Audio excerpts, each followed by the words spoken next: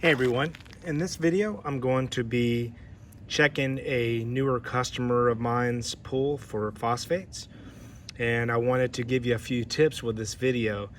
Before I get started, if you haven't already subscribed to the channel and you like videos like this, please subscribe and please also hit that like button. Alright, so I'm going to be testing the phosphates with my Taylor Test Kit K1106. Okay, this will test from 0 to 6,000 parts per billion of phosphates. Okay, so I've already got the sample here, and I'm gonna have to actually let a little water out there, but what I'm going to be doing is I'm going to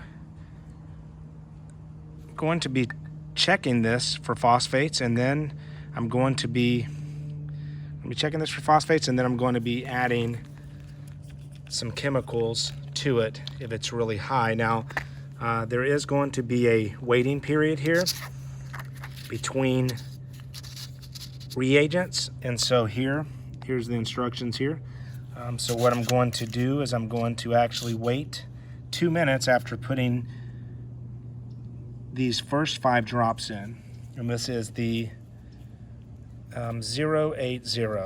Okay, so going to try to do this while I'm filming.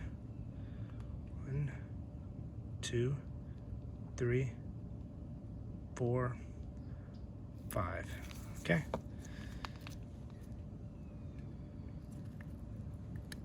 And so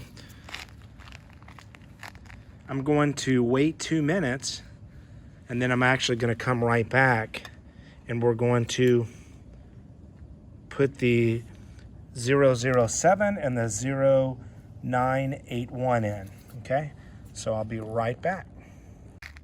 Okay, so now we're going to put 1 drop of 007 and 1 drop of 0981 in.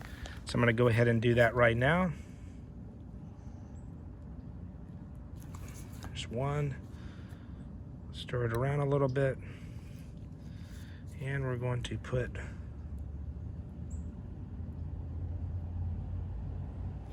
1. So now I'm going to put this on, and I'm going to stir it up for a minute, and then I'll be right back and we'll check out the results. Okay, so now we are done.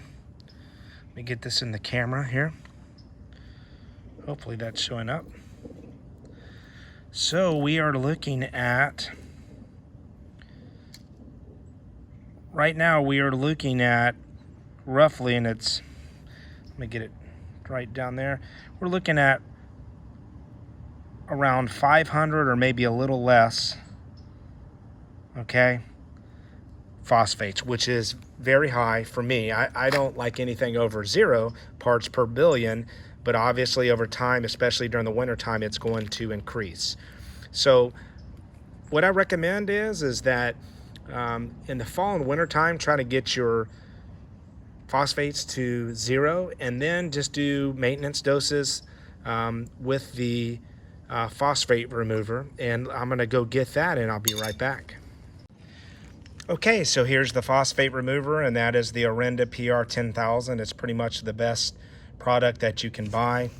And what I'm going to do is I'm going to take this, which is 8 ounces. I'm going to put it in the pool, and you're going to see the reaction. Now, what typically is going to happen when you put this product in, if your phosphates are high, you're going to see it start to cloud up. So I usually let my customers know that I am going to be kind of clouding their pull up, but it will go away. So we're going to go ahead and put this in now, and you will see. Okay, do you see that right there? That is the reaction.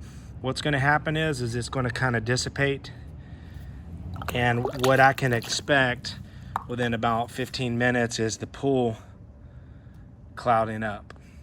That will go away. It's a temporary thing. It's actually killing the phosphates. But I wanted just to show you this. This is absolutely the best way to keep algae from growing in a pool, and I use it with all my pools. And as you can see right there, there is the cloud that's starting to appear. And what will happen is, like I said, it will continue through the whole pool. And what it will do also is within the next couple of days, it's going to have a lot of sediment on the bottom of the pool, and you're going to need to backwash the pool or clean the cartridge filters. If you have a sand filter, you're going to backwash, and cartridge filter, you're going to want to clean those filters really by the next day. So as you can see, that's going all the way over there, and it's just going to keep spreading. But I just wanted to show you this.